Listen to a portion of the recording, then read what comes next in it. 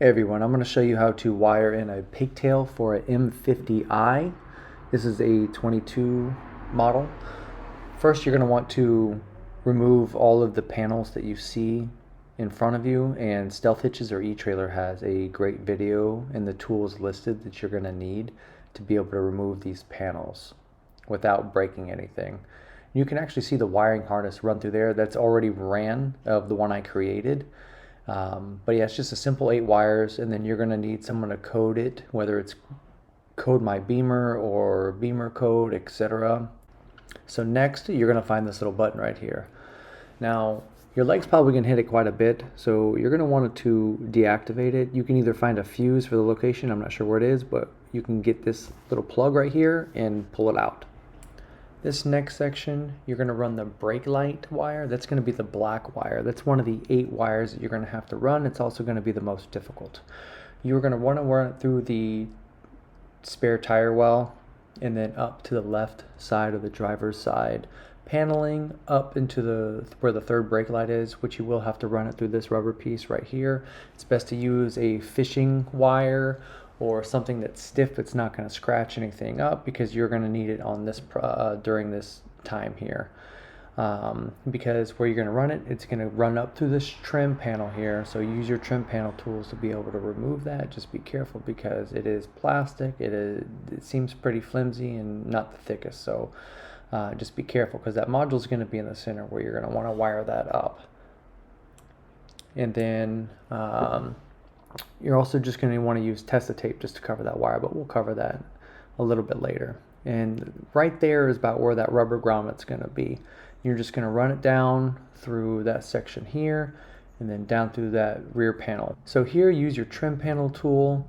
You're going to want to gently pry it until you're able to loosen it up, get your fingers in there, and pop it off. Just take your time on this section because you don't want to break that panel. So you're going to want to repeat that process after you remove that trim panel down on the side, the left-hand side there. You're going to want to remove part of the headliner. You don't have to remove the whole section, just a little part. You're going to need a longer trim panel tool for this. After all the trim pieces are removed, including that left-hand side upper trim piece and the headliner, and where the third brake light is located, you're going to see the little module to the right-hand side. It's going to be the one where you're going to have input wires and output wires. The output wires are going to be the ones that go to the third brake light. So the input wires that are going to that module there, you're going to use that black wire to tap into. So before fishing that wire through, you're going to want to take the grommet out and drill a hole through it and run that wire through it, just to help protect that wire from rubbing up against any kind of metal, eventually to where it can cause any kind of shorts. If you want, you could put some sealant on there as well, just to help prevent any kind of leakages.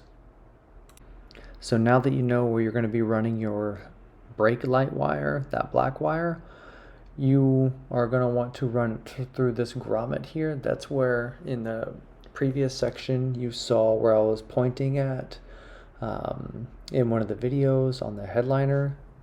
That little grommet there that you see where that wire is coming out, that's the wire that I ran, and that's where you're going to want to run it through. It's a little tricky. You're going to have to run it through where that rubber hose was from the outside through that little section there.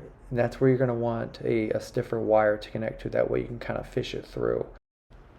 Now that you have the grommet and the wire installed, you can fish it through, or you could fish it through first, as long as you're able to push that grommet in down through where the speaker is, kind of behind the speaker, kind of hide it in with that bundle of wires that runs back through there, down towards the tail light of the driver's side, through where the battery and the spare tire well is, over to the main harness. So this next section, you're going to want to tap into the CAN bus system, specifically CAN 2. You're going to have a K-CAN high and a K-CAN low.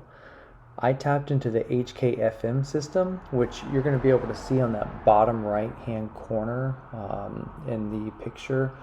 And out of that and which goes up into the main wires right here where you see the picture with the white plastic wrapped around it.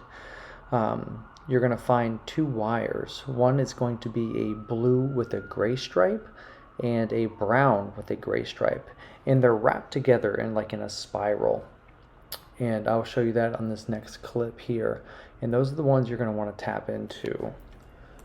So this is where the HKFM unit is, and where I'm about to zoom in, you're going to see the same wires. It's going to be a blue with a gray stripe and a brown with a gray stripe. Those are your KCAN2 wires that you need to tap into. So to find these two wires, you're going to unbundle the main harness carefully by cutting some of that Tessa tape. And on the back side, you're going to find where most of the CAN wires are actually contained together, and that's you'll see them by being twisted together, and that's usually the pair, the high and the low. So specifically for this one, for the HKFM system, you're going to have that blue wire with the gray stripe and the brown wire with the gray stripe. And this is for the KCAN2 bus system. So you're going to want to be careful on which ones you tap into for your pigtail. So the blue with the gray stripe is your KCAN high, and the brown with the gray stripe is your KCAN low. And no, this is not your Harman Kardon system or your FM system. This should be the tailgate module. I believe in the diagrams it actually states that it is no longer referred to as the tailgate module or the HKFM, or it's vice versa, but it is for the tailgate module is what you're going to be tapping into. Now, these two wires aren't necessarily going to be blue and gray and brown and gray. They could be the yellow brown and yellow red wires, but specifically for my diagram, at least for the KCAN2, which it must be on the CAN2 bus network, they were just these specific colors for the HKFM. So I would just make sure that they're the exact same color wires on your diagram for your model year build. So after you tap into the respective wires, I just wrapped mine and protected them with Tessa tape.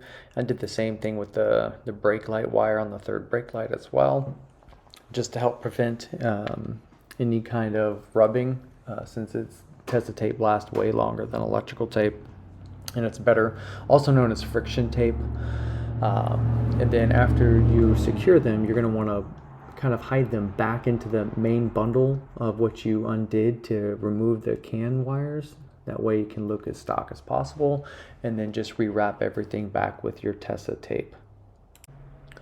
So after you have everything wrapped up, then finish wrapping up the main harness. That way you can secure it, and as you can see, it looks pretty much factory. You can see that yellow wire there where they're pretty much twisted together. That's what I ran.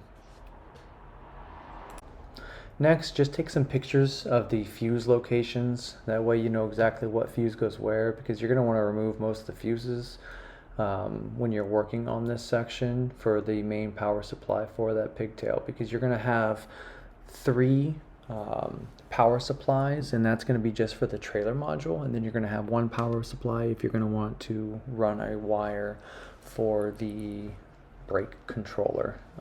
It's really up to you. You don't have to run the brake controller wire, and you're going to want to make sure whatever your brake controller that you have the proper gauge wire and the amperage circuit for that area. That way you don't risk causing any kind of fires. So you're going to want to use a flathead screwdriver for this portion. There's going to be a couple clips on the bottom of the fuse panel. You're going to insert it there, dislodge it, pull it right on out. Then you're going to have access to the back of the panel, and you're going to have, this is where you're going to clip in those 3, depending on what fuse locations it's going to be at. You're going to have 1 mini fuse and then 3 of the larger fuse locations. So on this section here, when you're going to wire them up, you're going to want to use some leaf springs, but there are other options as well that are probably for the exact fitment behind the fuse panel. I'm not sure exactly what those part numbers are. I could not find them. This is just what I found in another forum, and they do work. They're not a super snug fit, but they do work with the fuses. But you could always order just a bunch of different socket contacts and see if they work, or just make a few phone calls. I just didn't want to even have to bother with that, but you can if you want. It's your choice. So this is going to be the pin layout for the G05 towing harness that you can purchase from several retailers. So this is going to be the pin layout that we can utilize to tap in to those respective lines for those of us who weren't lucky enough to have that 8SL option like other vehicles have. So remember, I am not an electrician, so I'm not liable for your vehicle wiring decisions, as I'm only showing you what I did. Consult an electrician about proper wires and circuitry to avoid fires, because if you do overload your wires, you can cause a fire. So please respect the laws of the electrical safety guidelines. So with that said, pin 1, and you can use a light to shine on the connectors as well of the G05 towing harness that you can purchase, and it'll show you what is numbered. So pin 1, that's going to be that black wire. That's going to be that brake light wire that we ran to the third brake light that you saw earlier. And then pin 2, that's going to be the blue-yellow wire. That's going to be the blinker wire that you're going to run to that passenger tail light that's going to connect to that green and blue wire. Pin 3 is going to be the red-brown, and that's going to be to fuse 266. And then pin 4, that's going to be your red-violet. It's going to run to fuse 267. And then pin 5, that's going to be your red-gray, and that's going to be the signal wire that goes directly to the Polac. And that's going to be fuse 213. That's that mini fuse. And then pin 6 is going to be the blue-black, and that's going to be for your brake controller. So please pay attention to how large that wire is from the G05 harness, and you only want to go for the max amperage of that wire. I just used a 10 gauge just to be on the safe side, but don't follow me because I'm not an electrician. And that's the I plug that one into fuse 274. Now your CAN bus wires, that's going to be your pin 7 and 8. So pin 7, it's going to be your yellow-brown wire, and that's going to be your KCAN 2 low. That's the one where I spliced into the HKFM. That's going to be the brown with the gray stripe. And then the pin 8 is the yellow-red. That's the KCAN 2 high. And I tapped into that one with the HKFM, the blue-gray wire for the high from the HKFM side. So you're just going to use those respected wires and splice into them. Now for the power wires, I kind of use Testa tape. It just really all depends on how you want to tape it up. Just to clean everything up, and especially for the KCAN wires, I just wrapped those as well, branching off from a few wires. I just had 4 wires together, the 3 reds, the blue, and then the brake light running all the way up, and then I just kind of ran the KCAN off to the side, that way and go into the main harness to keep a cleaner look. And then the same thing with the blinker wire. I just ran off to the side as well from the 3 or the 4 main power wires to keep a cleaner look as well, to follow along the harness. And I just kind of wrapped everything in Testa tape to make it look as factory as possible. And I'll show you what I did, what it looked like afterwards. You know, however you want to make it look, you know, it's up to you. But this is just a basic wiring diagram that I'm just kind of to show you. And then after you have everything wired up, you'll be able to get it coded, and you'll be able to select whoever you want. I just went with Code My Beamer. So now that you have the fuse panel removed, and hopefully you already took pictures so you can remove the fuses, you're going to look in there, you're going to see some wires or wire or a piece of metal where the fuse area is, and all you have to do is basically insert the connectors, the double leaf springs of the wires you connected into the proper locations. As you can see there, I already kind of have them taped, and that way I knew exactly what pin 4 and the pin 3, that just indicates exactly what pin it goes to the tail module, or the pigtail, for the towing module. And I used pins 213, which is one you see right there, and the other two red wires were for 267, 266, and the blue wire was for 274. I just looked on my diagram, so I knew exactly which ones were empty and which ones did have power running to them at the time. So on the back of the fuse panel, you're going to see each of these little connectors. There's going to be a little clip in each one, a little red clip. You're going to want to pop that clip out to remove the connector from the back of the fuse panel. And then on the side, you're going to see a purple clip. You're going to want to pop that clip just a little bit from the side coming out to allow you to actually insert the wire. And then you're going to pop that purple clip back in, and then you'll push the panel back in for the red clip. And now that you have everything wired up in the back and taped up, already wrapped your wires with Tesa tape to make it look nice and clean, you could just go ahead and snap that fuse panel back into place, making sure the wires are secure and out of the way and not crimped. And this is basically what the finished product looks like. Right up here, that wire you see there, that's the one that I wrapped. That's that third brake light. I just ran down. I just try to keep it along the other harness as close as possible. Ran it underneath this plastic piece and just followed along where the brake is. I just tied into it using some zip ties, some small ones, and then just ran it along where the spare tire is, trying to keep it as sleek as possible. And then, as you can keep seeing, we'll just run it along here. About every 6 to 8 inches I put a zip tie, and then I just kind of cut them off just to kind of clean it up. Right, and then I attached it into the main harness, and then this piece here, just move it, and then I ran it through here, and this is where that pigtail is the one I made. You can kind of see where the brake light runs into the harness right there where it Y's, and then right there, that's the connector I just made, pinning everything up that matches up to that G05 harness connector. That way, you know, it looks as stock as possible.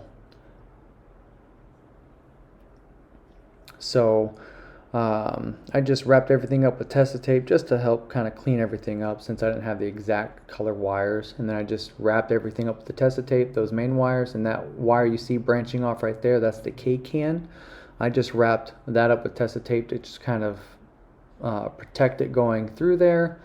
And the rest of the wires, I just kind of blended it in with the harness, and everything's already connected in there. And this is the harness taped into the main harness now. You can see where I branched off for the blinker wire. That's the one that's wrapped up in Tesa tape that you can see. I just followed along the main harness.